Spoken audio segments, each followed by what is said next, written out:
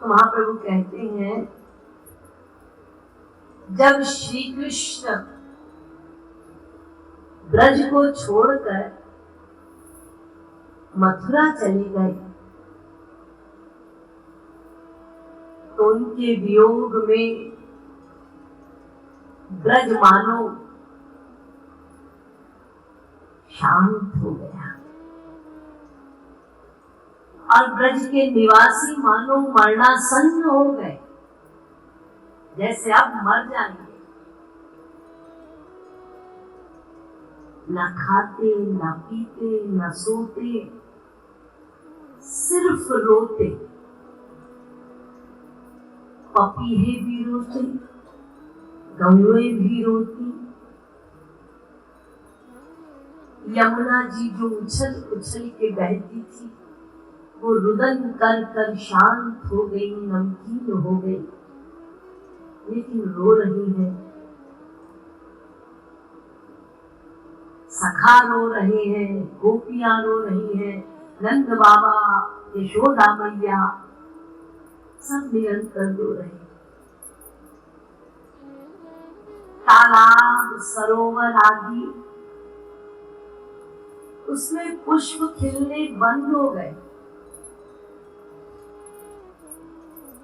उद्यानों में पुष्प अब खिलते नहीं थे। पपीहे, कीर, शुक आदि ने चहचहाना बंद कर दिया था। केवल आंख बंद करके अश्रु मोती ये पक्षी टपकाते रहते थे। पीयू पीयू की रटना करते, गोपियां भी पीयू पीयू कहती, पपीहे भी पीयू पीयू कहते, सखा भी कान्हा कान्हा कहकर ये सब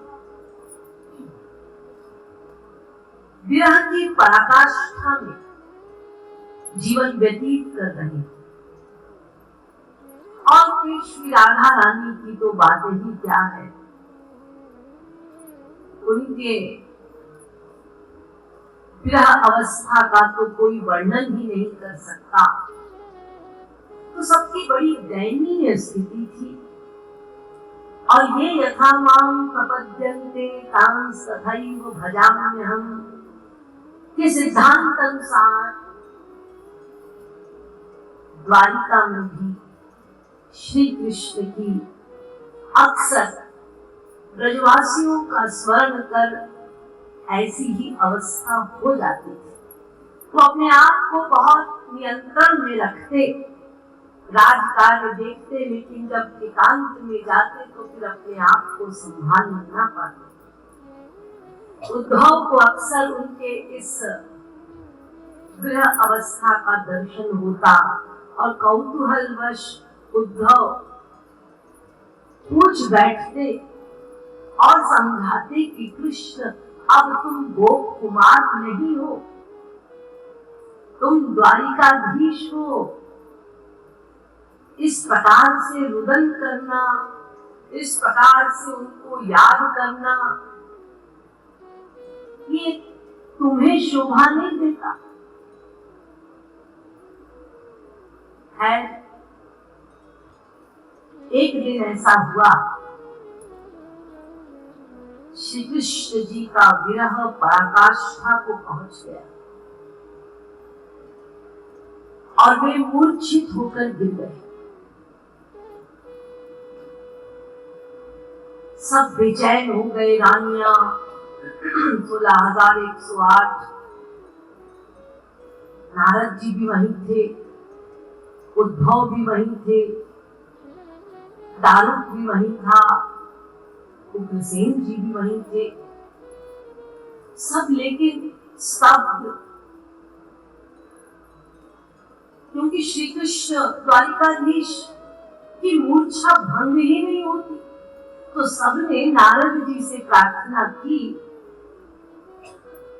कि आप अपनी वीणा बजाकर ब्रज की गाथाएं सुनाइए। गा गाकर वीणा में तो ब्रज के चर्चाओं का, जब श्रवण करेंगे श्री कृष्ण तो फिर उनकी मूर्छा भंग हो सकती है। नारद जी ने कहा मैं ये कर तो सकता हूं, लेकिन मुझे भय है कि यदि मैंने ब्रज की चर्चा की और कृष्ण ने श्रवण कर लिया तो फिर मूर्छा भंग होने के पश्चात श्री कृष्ण एक क्षण को भी द्वारिका में नहीं रुकेंगे, वो दौड़कर ब्रज की ओर निकल जाएंगे। और फिर यदि एक बार ब्रज चले गए तो वहां से वापस लाना बहुत कठिन है।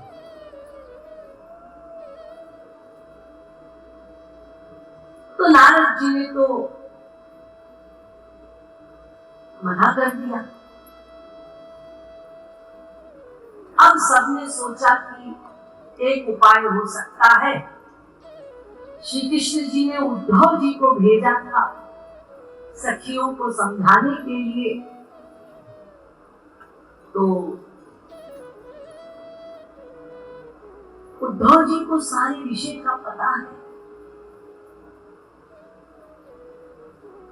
हम उद्धव जी से कहेंगे कि वे ब्रज की चर्चा करें, ब्रजांगनाओं के विषय में, सखाओं के विषय में, नंद बाबा यशोदा जी के विषय में सब बताएं, और जब ये होश में आ जाए द्वारिकाधीश तो कुछ दिन के लिए उनको लेकर ब्रज चले जाएं और फिर 4-5 दिन रुक कर उद्धव जी चतुराई से समझा बुझा कर श्री कृष्ण को, द्वारिकाधीश को वापस ले आए।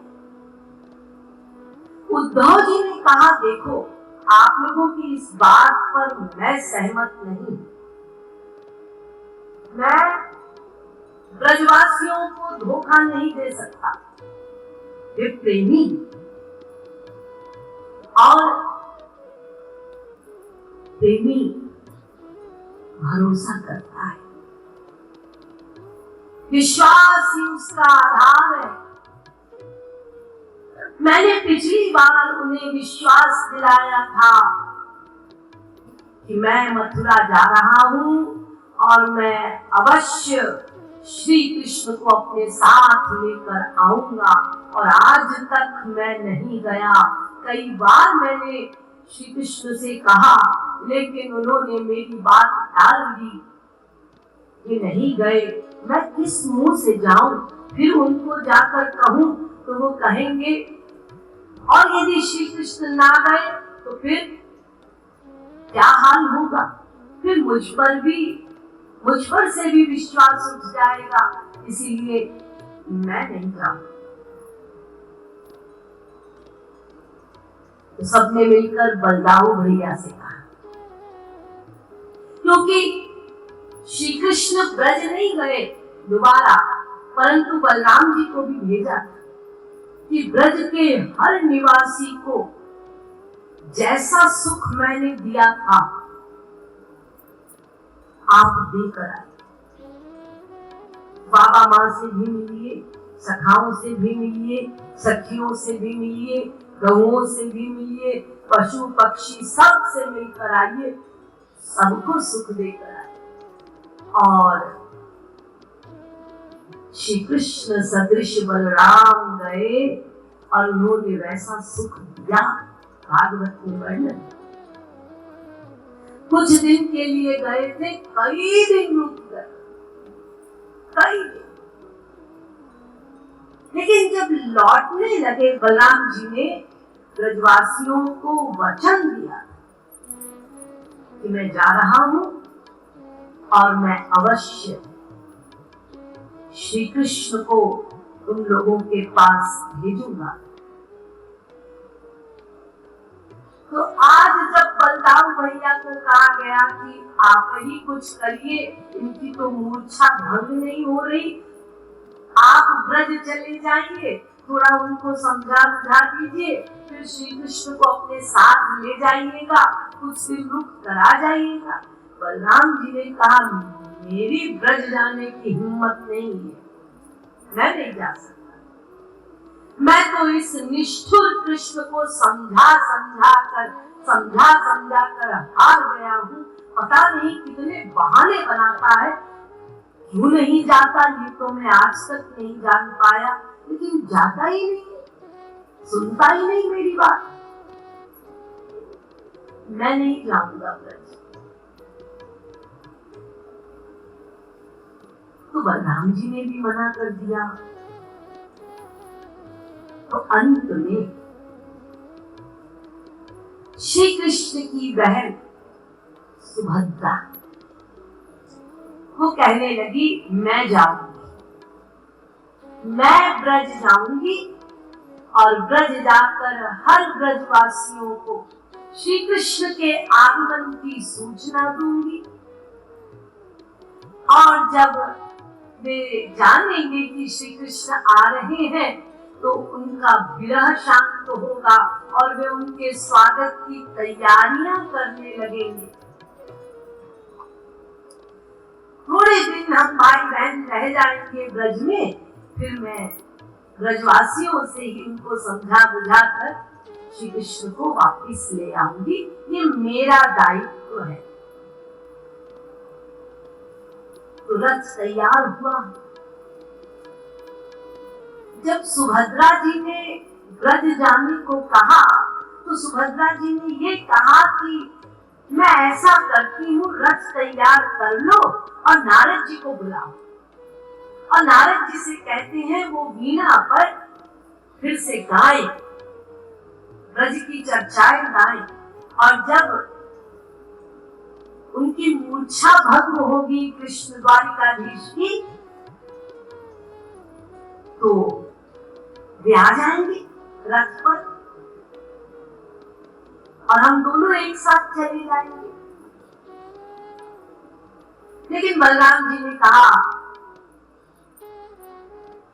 ऐसा करते हैं, तुम अकेले मत जाओ, हम भी जाएंगे ब्रज। तो तुम एक काम करो, तुम आगे आगे चलो, हमारा भी रथ अभी तैयार हो रहा है। और दारूद को बुलाया, देखो तुम तैयार रहना रथ में, और जैसे ही इनकी मूर्छा भंग होगी तो ये तुरंत दौड़ेंगे, तब बुला लेना प्रार्थना करके कि प्रभु रथ तैयार है, आप इस पर आ जाइए। सुभद्रा जी ने कहा, भैया यदि आप जाना ही चाहते हैं तो फिर आप आगे आगे चलिए। तो बलराम जी से कहा, आप आगे चलिए, आपके पीछे मैं चलती हूँ और मेरे पीछे कृष्ण आएंगे। और यदि ब्रजवासी पूछेंगे कि कृष्ण आए नहीं अभी तक, तो मैं बता दूंगी कि आ रहे हैं पीछे। अब वो जब आते हैं तो तमाम राजा लोग रास्ते में रोक रोक कर उनको घेर कर उनकी पूजा आराधना करते हैं, उन्हें ढेर प्रसाद चढ़ाते हैं। तो फिर उनको आने में तो थोड़ी देर लगेगी ना, वो आ रहे हैं, आप लोग घबराइए नहीं, परेशान ना होइए, आप अपनी तैयारी रखिए, मैं उनको समझा दूं। तो इस प्रकार से सुभद्रा जी और बलदाऊ जी का रथ निकला। बलदाऊ जी गए, पीछे पीछे सुभद्रा जी गई, और इधर नारद जी ने ब्रज की चर्चा सुनाई, दिव्य गान करते हुए वीणा में। और श्री कृष्ण जी की मूर्छा भंग हुई। जैसे ही मूर्छा भंग हुई, कृष्ण कहते हैं, मेरी मुरली, मेरी मुरली, मेरी मुरली कहाँ है? तो उस समय ब्रज भाव में है, भूल गए कि मैं द्वारिकाधीश हूँ, और कहते हैं मेरी मुरली कहाँ है? हाँ, मुझे पता है, मेरी मुरली ललिता सखी ने छिपाई, मैं अभी पता करता हूँ जाकर। नहीं तो फिर विशाखा में जाकर राधा रानी को दे दी होगी मेरी मुरली। तो मैं राधा रानी के पास जाकर निवेदन करूंगा कि मैं एक क्षण भी बिना मुरली के नहीं रह सकता, मेरी मुरली वापस कर दो। ये भाव है श्री कृष्ण जी का। और इधर दौड़ रहे हैं, उधर दौड़ रहे हैं, और थोड़ी दूर पे जाकर त्रिभंगी स्वरूप में खड़े हो गए। और सारे द्वारिका वासियों ने त्रिभंगी स्वरूप द्वारिकाधीश का प्रथम बार दर्शन किया। तो त्रिभंगी स्वरूप में ही श्री कृष्ण की दृष्टि उद्धव पर चली गई। तो उद्धव से कहते, ए तू यहाँ वृंदावन में क्या कर रहा है ज्ञानी? तेरा यहाँ क्या काम? तो उद्धव जी ने कहा, हे प्रभु, मैं द्वारिका में ही हूँ, और आप जिसको वृंदावन समझ रहे हैं वो द्वारिका है, और जिसको आप यमुना समझ रहे हैं वो द्वारिका का समुद्र है। जैसे ही श्री कृष्ण जी ने सुना कि वो द्वारिका में है, दौड़ने लगे। तब दारुक ने आकर निवेदन किया कि प्रभु रथ तैयार है, लेकिन श्री कृष्ण पूरे मोहन भाव में, मोहन महाभाव। उसके आगे है मादन, जो राधा रानी के लिए रिजर्व है, जहां श्री कृष्ण भी उस प्रेमावस्था में नहीं जा सकते। मादनाख्य महाभाव वो रिजर्व है राधा रानी के लिए। तो इधर श्री कृष्ण मोहन भाव में, प्रेम की उच्चतम अवस्था में, इसीलिए वो खड़े भी नहीं हो पा रहे,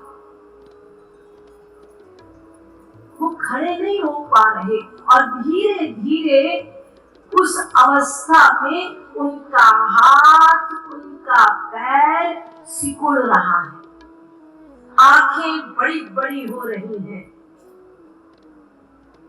मोहन अवस्था में प्रेम की ऐसी उच्चतम अवस्था में सात्विक भावों का दर्शन इसी प्रकार होता है। नेत्र बड़े बड़े विशाल हो जाते हैं, हाथ सिकुड़ने लगता है, चरण सिकुड़ने लगते हैं, मानो शरीर के भीतर घुस रहे हो। ऐसी अवस्था कृष्ण की होने लगी और वो खड़े नहीं हो पा रहे थे। तब उद्धव जी ने अपना सहारा दिया और द्वारिका के वासियों ने अपना सहारा दिया। वो कभी इधर गिरते, कभी उधर गिरते, कभी आगे की ओर गिरते, कभी पीछे की ओर, सब ओर से सब सहारा देकर जैसे तैसे उनको रथ पर बिठाया। और जब प्रभु की ऐसी अवस्था को बलराम और सुभद्रा जी ने देखा तो लगभग उनकी भी अवस्था ऐसी ही हो गई और रथ चल पड़ा। सुभद्रा जी जा रही हैं, उनके पीछे बलराम जा रहे हैं और सबसे पीछे बलराम जी जा रहे हैं, फिर सुभद्रा जी जा रही हैं और सबसे पीछे कृष्ण जा रहे हैं। सुभद्रा जी जैसे ही बलराम और सुभद्रा जी पहुंचे ब्रज में, तो उन्होंने ब्रजवासियों को एक खुशखबरी दी कि कृष्ण आ रहे हैं, आप लोग स्वागत हेतु तैयार हो जाइए, अपनी तैयारी कीजिए। लेकिन सब लोग अपने घर से निकल के दौड़ कर कहीं और जा रहे हैं। सबको ये खबर हो गई है कि श्री राधा रानी मरणासन्न अवस्था में है, ना जाने कब अपना शरीर त्याग लेंगे। ये खबर सुनकर सारे ब्रजवासी अपना घर छोड़ छोड़ श्री राधा रानी की ओर, घर की ओर दौड़ रहे हैं। राधा रानी के प्राण है नहीं है, इस प्रकार की अवस्था है। जब श्री कृष्ण पहुंचे और उन्होंने श्री राधा रानी का ऐसा विरह का स्वरूप देखा तो श्री कृष्ण की अब पूर्ण विरह अवस्था हो गई। हाथ अंदर चले गए, पैर अंदर चले गए और विशाल नेत्र हो गए। धीरे धीरे अंग पिघलने लगा और संकुचित होने लगा और प्रभु के इस स्वरूप को देखकर बलराम जी की भी वही दशा होने लगी, सुभद्रा जी की भी वही दशा होने लगी और इधर श्री राधा रानी भी मादनाख्य महाभाव को प्राप्त हो गई और श्री कृष्ण धरती पर लौटने लगे।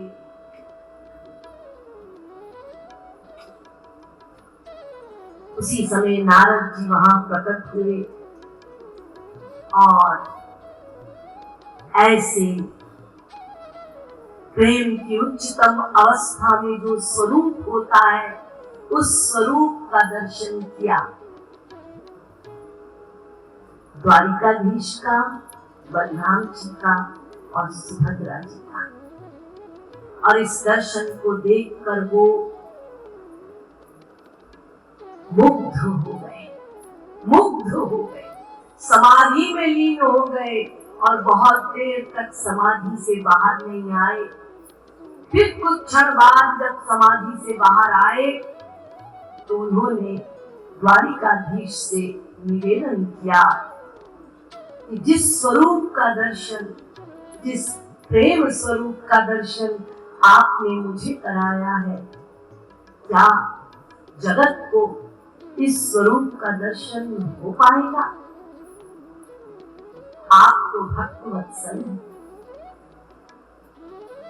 और ये सब जानते हैं।